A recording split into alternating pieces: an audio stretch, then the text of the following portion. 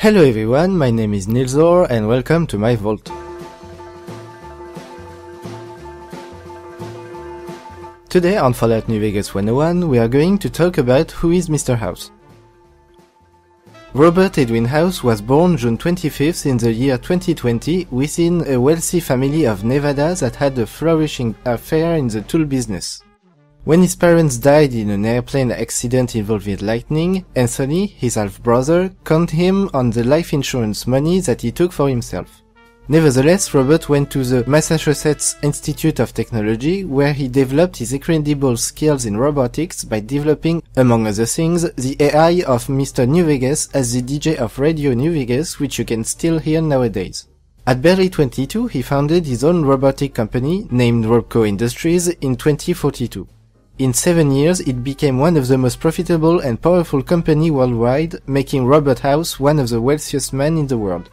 Examples of their technology goes from the Unified Operation System that is found in nearly every computer, the various Pip-Boys models, Stealth Boys, or in the mighty Liberty Prime that was developed in collaboration with the US Army and General Atomics.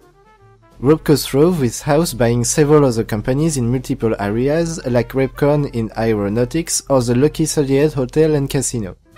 The family business, H&H Tool Company, was still owned by his half-brother. House began an hostile takeover of it, which made Anthony's paranoia worsened over the years. He increased the security protocols beyond reason for his employees, ranging from entry card to DNA test. Just before the Great War in 2077, he sealed down the building and activated the robot securities, a death trap that you can still go to in the age of New Vegas. Robert House is a pragmatic that doesn't like not being in control, which is why he regularly ran mathematical paradigm based on global political and socio-economic conditions to predict what was going to happen before the Great War. In 2065, he predicted that the world would be destroyed in a nuclear apocalypse within 15 years. His contacts in the army informed him that 77 warheads were aimed directly at his beloved Las Vegas. To survive this incoming threat, he started his secret plan to protect the Mojave. He designed and uploaded a program to a communication satellite that aimed to deactivate nuclear missiles while they were still in flight. He also set up high-powered laser cannons on the Lucky 38's roof to deal with any incoming warheads that passed through. To preserve himself, he bound his entire body to a highly advanced life support device that took care of his physiological needs while his brain was directly connected to a vast computer network using a supercomputer. His body has since been preserved and is using his brain to directly control the Securitrons as his personal army. Not long before 2077, the Platinum chip was put in development. It was designed as a storage device that held a massive software upgrade for the Securitrons and the laser defense network. It was supposed to be delivered during the afternoon of October 23, 2077, but the bombs fell during the morning. Only 9 warheads, out of the 77 targeting Las Vegas, managed to pass through house defenses and struck the area. If the Platinum chip had been delivered sooner, most likely none would have hit the ground, which is why the Mojave landscape is less devastated than others like the Capitol Wasteland.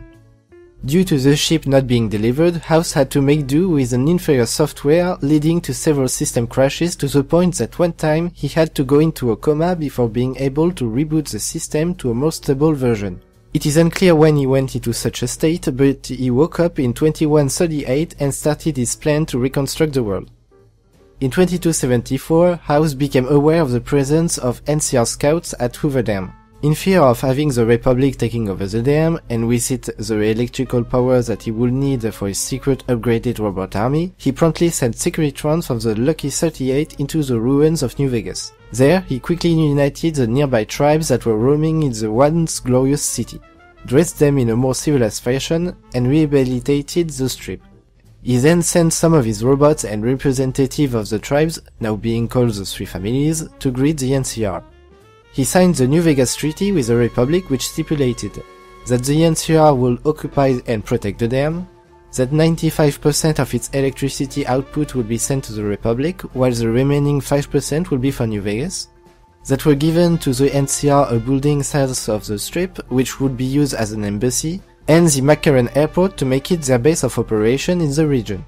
And finally, that the New Vegas Strip will retain its independence, with NCR soldiers and citizens being allowed to come in, but only if they were unarmed. The balance of power in the Mojave was then at the advantage of the NCR for a short while, until Caesar's Legion attacked the dam in 2277. This new player in the region established a status quo between the three of them. If one was to attack another, the last one would take advantage of it to further his own agenda. House's plan is to activate his secret army of Securitrons located under the fort by using Hoover Dam's power to provide it enough electricity. With it, he should then be able to revive and reconstruct the world into a better place where humanity will once again advance technologically. The only way that humanity can move forward according to him. But to do that, he needs to recover the Platinum ship first. He's been sending out and paying for countless scavengers until it was finally recovered. To bring it safely to New Vegas, he used several couriers as decoys and only one with a real thing. Unfortunately, someone seems to have been able to track the right one and take the ship for himself. A dangerous thing, considering that Mr. House, the proprietor of the New Vegas Strip, CEO of Robco Industries, robotic and business genius, tends to be slightly megalomaniac in seeing himself as the only hope of survival for the long term of humankind, crushing everyone standing in his way if needed. On the next video, we will see the parts of the main quests that ask you to deal with Mr. House. And after that, we will go to Camp Furlong Hope and Nelson. Thank you for watching, and see you later.